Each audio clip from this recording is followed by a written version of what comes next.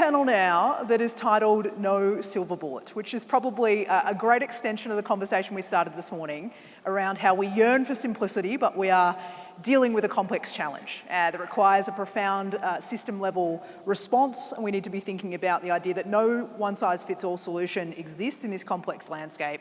We have to be mindful of the interplays that exist, and it's imperative that we think about what collaboration, partnership, and innovation look like in this context. We've got an amazing panel to delve into this topic with, so without further ado, I'm going to give very succinct bios so that I don't spend our clock time on bios, but I encourage everyone in the app to check out the full expertise of these phenomenal panelists. So I'm going to introduce them all in one go, then I'll invite you to join me in welcoming them onto stage. First up, we have Sherri Evers, who's the Senior Vice President of Sustainability, Commercial Development, and Product Solutions at Imperial. She spent more than 24 years across Imperial in a range of roles across the downstream, including sales, logistics, pricing, analysis, you name it, she's done it. Very excited to have her joining us. Next up, joining Sherri is Susanna Pearce, the President and Country Chair of Shell Canada. Has had an incredible career, more than 2 decades at the intersection of environmental, social, governance, interests in Canada and abroad. Got a great role not only in Shell in terms of her Canada positioning, but equally on a number of advisory boards, shaping policy and thinking here in Canada. So thrilled to have Susanna's expertise. Next up, we have John Redfern, the President and CEO at EVA. John brings a range of just serial entrepreneurialism to his role in the geothermal space. He's been an investor, he's been an advisor, data analytics, oil services, you name it. Again, John's done it. We've got this rich wealth of sort of multitudes contained in our current panel, which I'm really looking forward to. So it's wonderful to have John joining us once again on our stage. And fourth panelist for this conversation is Kent Brown. Now, Kent is the co-founder and partner at IdeaWell Capital Partners, a Calgary-based PE and VC fund. They've raised approximately $3 billion in capital. He's been named one of Alberta's 50 most influential people and has a particular interest around energy transition funding and climate tech businesses at their commercial stage. Can you join me in welcoming to the stage our No Silver Bullet panel?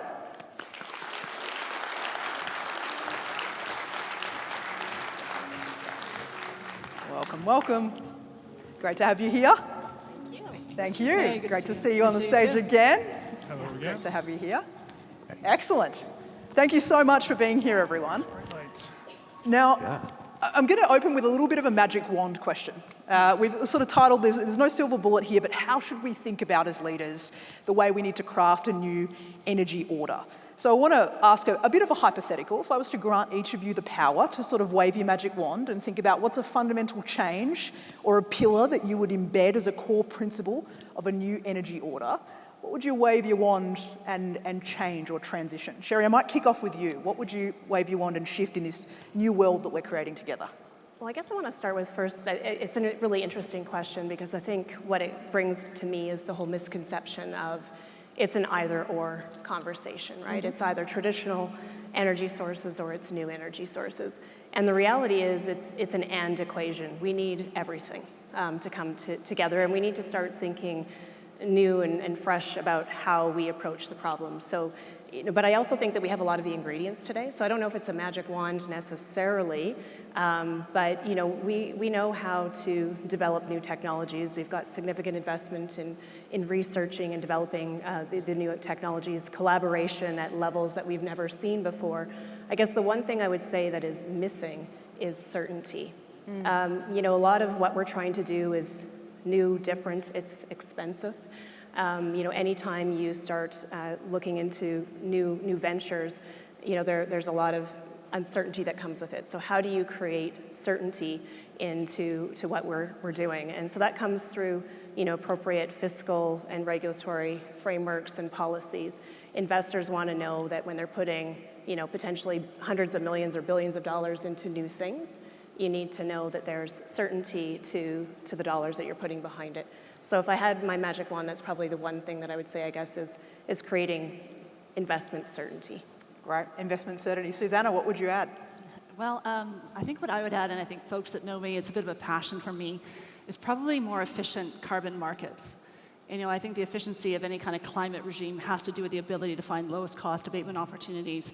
And unfortunately, the way that our systems are set up, from a regulatory or a climate policy perspective, they don't communicate with each other. You can look at the Paris Agreement, Article 6. The unfortunate thing about that is we haven't yet established a process by which one carbon emission is equal to another carbon emission in another regime, and so you're not able to find the efficiencies. And I see the same thing here in Canada, where we have not a confederation of carbon policy, we have individual silos across carbon policies. And when we're really looking at transition, the efficiency of these carbon markets, I think, is critical, because then it allows for emitters to find the lowest cost abatement to offset the emissions that they can't reduce right away. So it's a missing element, and I think it's fundamental to any efficient carbon policy, which would really help us in the transition. And can I ask a follow-up? What would it take to get there, do you think? Is that a reality of sort of needing to have a higher level of sort of interest and alignment, because we're coming at it a little bit more individualistically at a provincial level? Is there a need to create a more compelling Canadian narrative, for example? Yes, and I'm glad you asked the question. Again, we could spend a long time talking about this, but it's the actual regulatory system, so it's a regulatory regime, so a unit for a unit, but it's actually political will. It's a political will to see across our provinces, to see the opportunities for where we can abate carbon capture sequestration here in Alberta.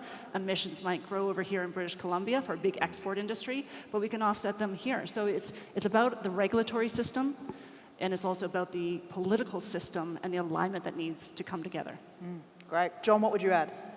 When it comes to regulatory systems, I think we can all talk about the quantum of support and things like that, but the unwritten rule that's the most important is consistency. Our first commercial project is in Germany. Why?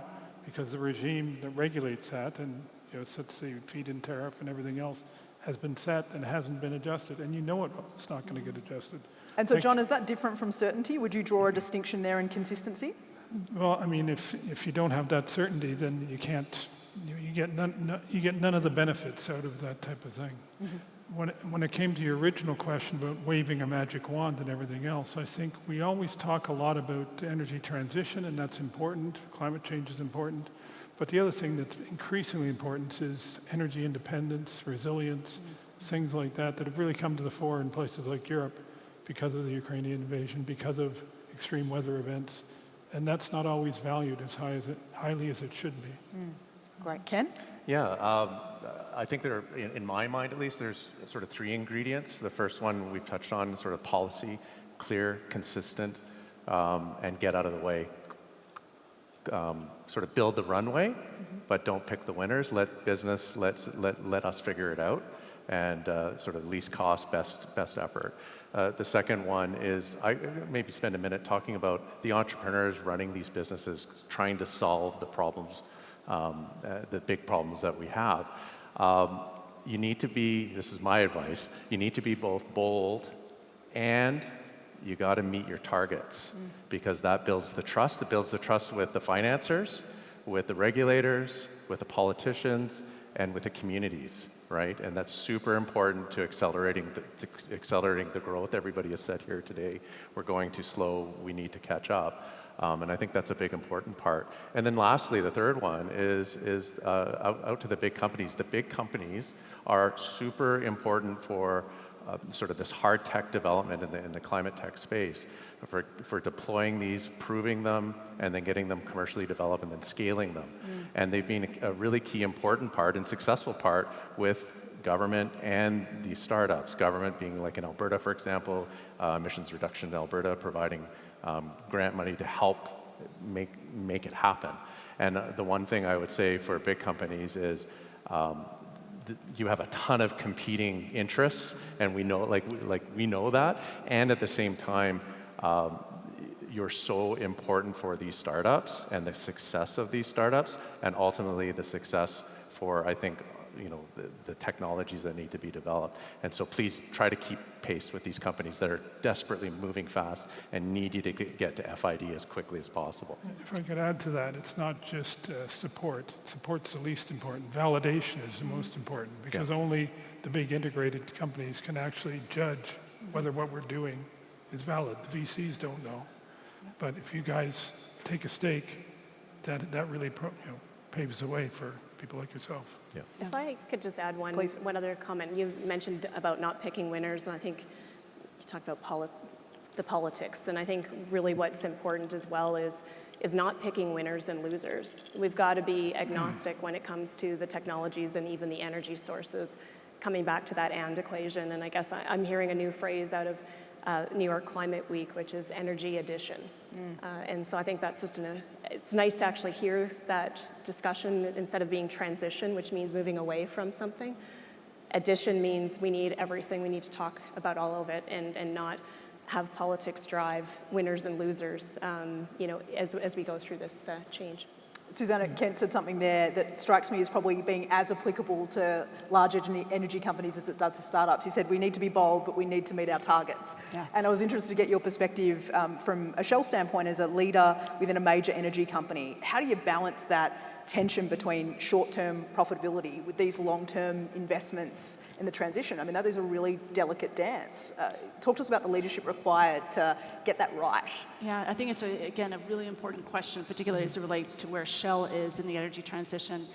Because a couple of years ago, I think we really tried to do it all to please everyone, and we spent a lot of capital chasing opportunities that either were not commercially developed, didn't really have a strong customer pull. And so as a result, what we were doing in this process, while we thought we might have been moving the ball forward, we were actually not delivering against the brilliant basic, as we call it, running our existing business efficiently. We were spending a lot of capital for not enough return and not enough confidence.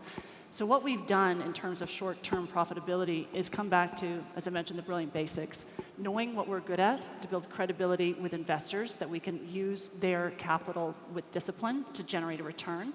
And then as we're doing that, continue to focus on where are our strengths in that transition. And if you look at our energy transition strategy, it really says there's three things that we're focused on. Our competitive strengths, so knowing what we do well. 2, customer pull. This is an element that has been, I think, more important today. We're recognizing it more, but we can't invest in technologies or value chains where customers are not pulling. They're not willing to have their stake in the game. And we have lots of examples of that we could point to. But then government does play a very significant role, even as it relates to early investment in smaller businesses, smaller technologies, because they help us reduce risk. And so for us, there's 3 key ingredients when we look at where do we make our energy transition. It's focused on those 3 areas while we continue to show that we can earn the right to invest in these businesses. And I think that also speaks to the learnings we've had, all of us, in the energy transition over the past couple of years. First time I was a part of Energy Disruptors was a couple of years ago with Laszlo Varro, who's our scenarios lead. And I think we had a lot more hope and aspiration.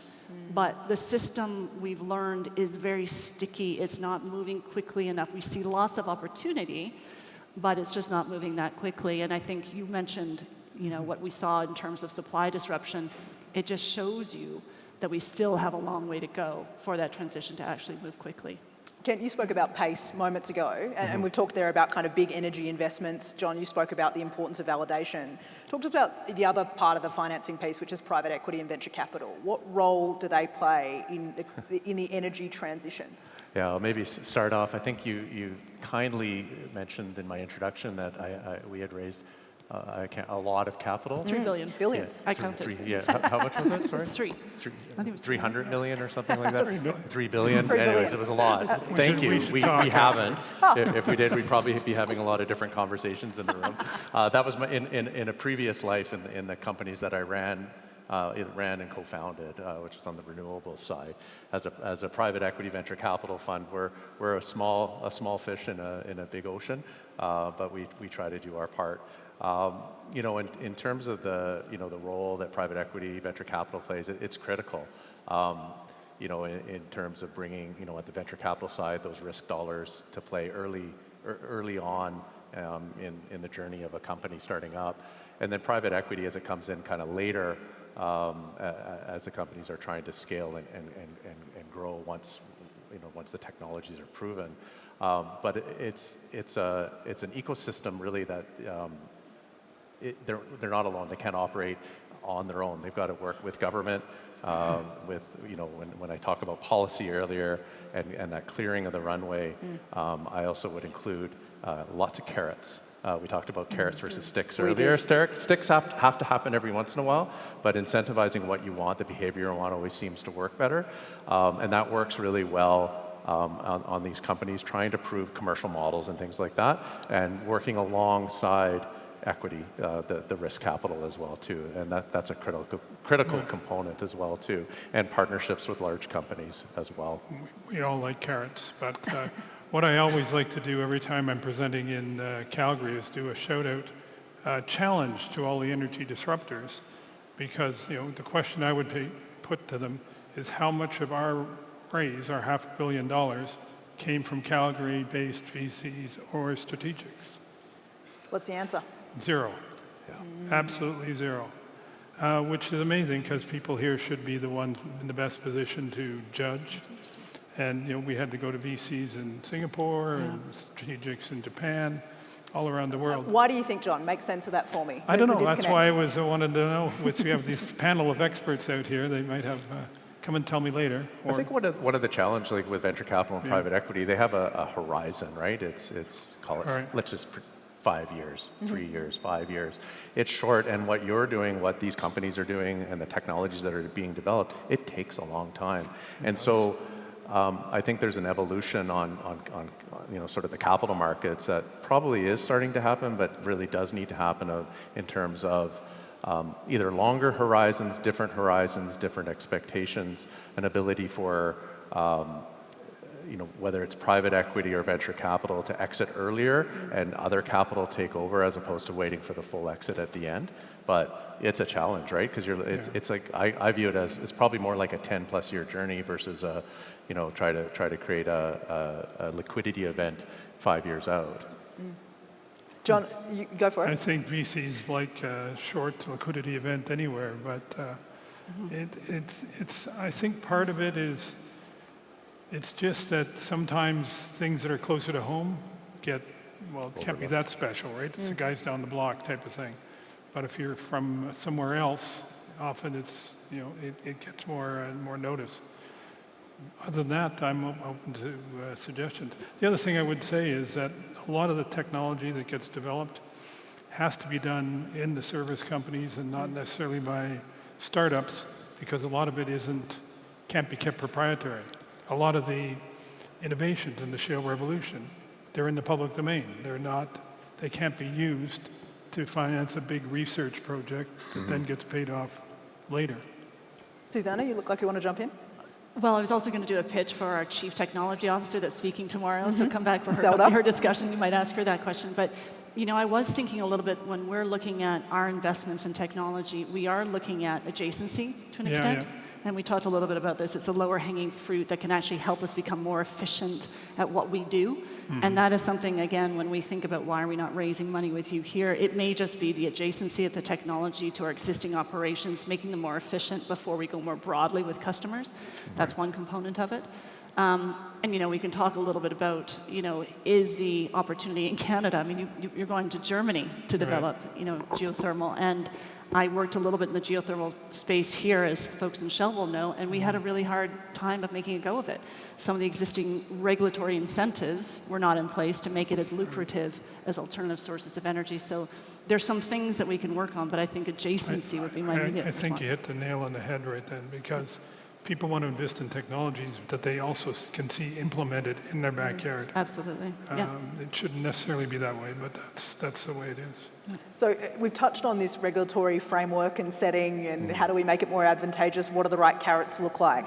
Open question for anyone in the panel to jump at. What do we need to see government change in their approach that would make a meaningful contribution? So I don't know, when we spoke the other day, you were talking about there's a values-laden judgment, right, in the way government enter into this. Do you want to speak to that?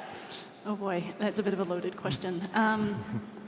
Well, if we look at it this way, I think, in the experience, of course, in Ukraine and what we saw with natural gas is a great example. I mean, we're seeing the same thing in terms of affordability.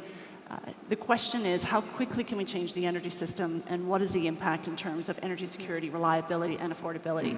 And that's the values judgment, which is, okay, you can pay higher prices at the pump to enable, more of a transition, perhaps.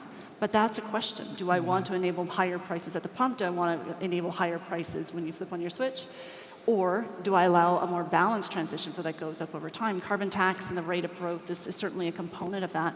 That is a values judgment that governments, are asked to make. And governments are the most appropriate place, I think, for these value judgments to be made. And we as, a people in the elected, we as people who elect governments will then have a judgment on that too. And we're seeing some of that globally, of course. So that is, I think, the piece that I think a lot about, which is the speed of transition is one going to be driven by how effectively we know the technology turnover, but the incentives to make that happen, but also the values judgment associated with what does that mean in terms of cost? What does that mean in terms of stranded assets? What does that mean in terms of investor certainty? All of that comes to bear. And to your original question, I mean, I do think what I've observed over the last couple of years, and I mentioned this earlier, is the inconsistency across regulatory regimes and values judgments. It's the uncertainty applied of policy. And I know you had Peter Terzakian here speaking early. He might have talked about regulatory complexity or pancaking. And so we're really, let's hurry up and let's get it going, but we're actually making it more complex. And we're also having to be aware of some of these, unintended consequences as a result of that. So that's kind of where we are on this. But I do think systematically, governments, industry, all of us really need to have a realistic conversation of those trade-offs. And then we might have a much more focused transition as we move forward. I agree. No one should expect you to not serve your shareholders to pursue public policy. Yeah. That's up to the government. Or customers even. Yeah. They got to set what their preferences are. You're there to comply with that. Or as an investor making a choice not to go here, but to go someplace else, and those are the choices you make. And that's where what I think is also important. So there's the stability or consistency of some of the policy and the framework, but we also have to have competitive policies and frameworks. When I look at different jurisdictions around the world, there's different countries that are offering more carrots than sticks and trying to create that incentive, but is there the customer pull? And sometimes those sticks, I guess, start to provide that pull for change and for some of the new energy sources. But to me, again, it just comes down to how competitive are we? If I think about Canada, how can Canada be a competitive powerhouse and provide energy at the lowest cost, be a reliable, secure, and stable supplier of energy? Then we have to be competitive with the jurisdictions, particularly with the US. And I know there's been conversations today talking about the IRA, which is more carrot than stick. Obviously, we have a mix of both here in Canada. You look in Norway and other jurisdictions, they have a lot of incentives where they might be providing, for example, 65% or so on the capital costs and 100% of operating for some period of time to allow these new opportunities get up and off the ground. And so we need to make sure that we're kind of looking at the competitiveness piece as, I guess, our politicians that are setting some of these frameworks, because the transition is expensive and we need to create investor certainty. And part of what we're talking about here, right, is getting into government's role in sometimes what we term the just transition. Sherri, I might stay with you for a moment. I'm interested also in sort of our corporations' responsibility in the just transition, particularly around the shift in labour markets and just what that's going to do from a workforce standpoint. How do you think about just transition from a workforce perspective and a community perspective? I think for Imperial, we've been around for 144 years. So we've been practicing just transition, if you will, throughout the life of our organization.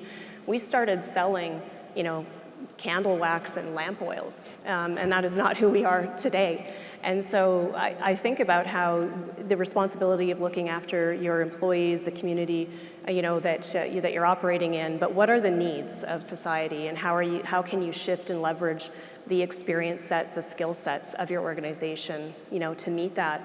When I look at the future of where Imperial is heading, we're very much focused on what are the skill sets that we bring to bear today.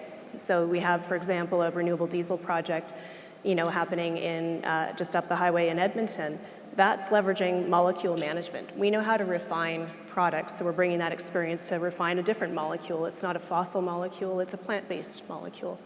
Then you think about, carbon capture and storage, or even lithium development and extraction. This is knowledge of the subsurface, this is water management. In some cases, it's understanding geological formations. We have those skill sets. And where we don't have those skill sets, it's not about creating them in-house, it's about leveraging, other companies, other organizations, research centers to help bring up the knowledge base that you don't have. and then building out your organization either through partnerships and collaboration or bringing the skill sets that you have to a new and different place. But for us, I think we've been practicing just transition for many decades, and that's how I think we'll be relevant for the future, is thinking about what are those future needs and what are the skill sets that we have today, what can we bring to bear to carry forward those opportunities of tomorrow. I want to talk a little bit about collaboration, or maybe you'd even frame it sort of public-private partnership and what we need to, how we need to approach that. But I want to start, if I can, with a current point of tension around maybe where we've gotten that a little bit awry, which is Bill C-59, which, broadly, many in the audience would be familiar. I know we've talked about it on some of our tracks today. We haven't talked about it on main stage yet. It loosely is termed this bill to address greenwashing. But there's genuine concern amongst industry that this is creating a degree of almost censorship in the conversation, where we are stopped from having some of the conversations that are critical to dealing with the complexity, bringing everyone to the table, as was touched on earlier. And so I'm interested to get a sense of how do we have more of that open dialogue and this collaboration of bringing people together. We had John Stackhouse on this stage earlier today saying we desperately need more dialogue between policymakers and business leaders. This feels like maybe it's stifled some of that conversation more than contributed to it. I'd love to get a thought on whoever would like to bite at that one. Do you want to start? I haven't been around here often enough for that. All right, Ken, I might come to you then, and Susanna, you look ready to jump. Oh, I don't really want to jump. You want to go first? No, you go Oh, ahead. gosh. I mean, obviously. By the way, funny thing, Kent and I went to high school together. I mean, we saw each other No random way. event. I mean, this is a nice thing about Calgary. You come together and you see people you haven't seen in like High school reunion, I love it. years, of course. That's right. So Bill C-59, Chris said it well. I think it does create some uncertainty with what we say. It doesn't change, I believe, our commitments, but it does change how we talk about them, because, as you mentioned, having a commitment to achieve net zero by 2050 is a commitment that we're making, and it's a very focused and diligent approach, but we don't have all of the answers in terms of how we make that. So if anything, it does create some degree of uncertainty, and we do think, carefully about what we say that could be perceived to be speculative or potentially out of line with Bill C-59, which is still yet to be fully flushed out. So we're providing some comments on that so that we have an opportunity to better understand it and then make sure that what we do say publicly is consistent with it. Ken, do you want to add in on that? Yeah, I think what that part of the bill that did was it created a disconnection between sort of community and corporations, right? Where you can't have that.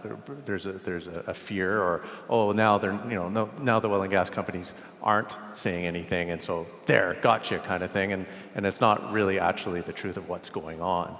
And so I think again, kind of back to the theme, one of my earlier themes of kind of being bold within the constraints of legal counsel. Companies need to just continue to do the work like you say you're doing and have the conversations and just be open and honest. And that bill may come or go. It was, that clause was put in there at the 11th hour with zero consultation. So I think that's the big thing, is that there wasn't consultation, Yeah.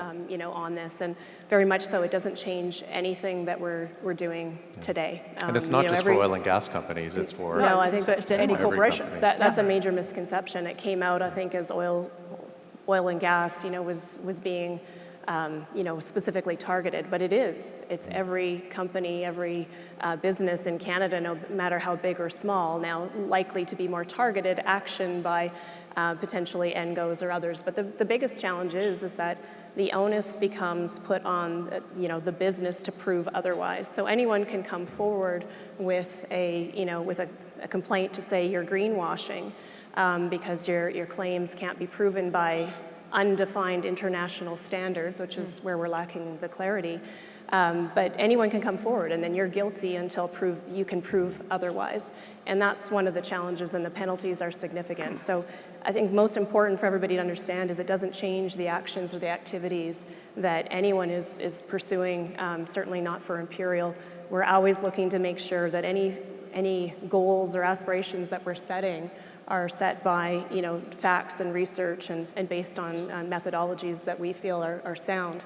But when the rules are basically undefined, it's hard to know what you're playing in, especially when the penalties are so high and the burden of proof kind of sits on you to prove otherwise. It makes it challenging in that anyone who has a beef with whatever industry, whatever company can come forward and make a complaint. John, when we were talking the other day, you made mention that something we need to see more of in future collaboration is this ability to rise above this focus or preoccupation, or the answer being just more of what I'm selling. Can you speak more to that in your experience of collaboration? Well, I'll try to answer that, but I'm still amazed coming from the States on this whole thing about trying to prove the truth. They've dispensed with that in the States for a long time. What is sort of What a is foreign debate. But I think what you're alluding to is, we always focus and think of ourselves as, hewers of wood and carriers of water and sellers of hydrocarbons. But we can't just do that to maintain the lifestyle we have. We have to create technology. We have to be on the cutting edge of things. And when it comes to things like geothermal, we can still be world-leading people. And one of the things I would also say has been driven home to me is in building a project in, let's say, southern Germany, is how amazing our oil service sector is here and how competitive it is in Calgary.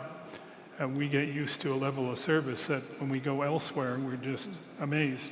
You can't just call up and get a part and deliver to your address in two hours or something. It's 2 weeks. So I think we have to look at exporting technology as well and being on the cutting edge of something. You got to do something best in the world if you want to have a good standard of living, which we do. We've talked at a very macro level, and I think sometimes these conversations can feel a little bit above our individual pay grades or a little bit overwhelming, right, in how we're talking about them. And tomorrow we're going to spend the whole day really delving into the how, but given this is our last panel conversation for the day, I'd love for you to take us there a little bit by bringing this back to sort of individual leadership and what do we need to see more of as a trait or an inclination of leaders to help us deliver this new world order that we've been talking about in a much more macro kind of way through our conversation.